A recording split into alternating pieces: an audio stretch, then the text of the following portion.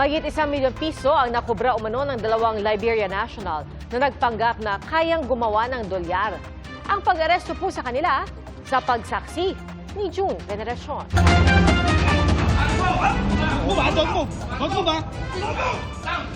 Dahil sa reklamong pang-i-scam, inaresto sa operasyon ng PNP-CIDG ang dalawang Liberia national sa Quezon City.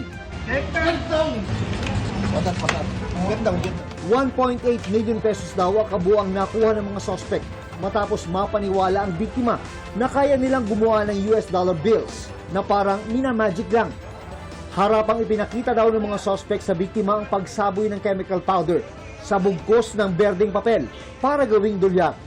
Yung isa, pinapakita kung paano yung papel gagawing dollar.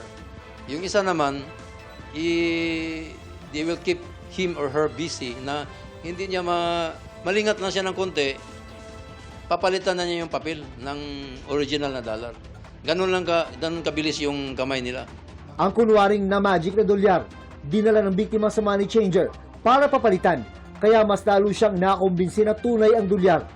Nang makipagkita muli ang biktima sa mga suspect, doon na siya sinimulang hinga ng pera para raw ipambili ng chemical powder at berdeng papel para makagawa ng dolyar.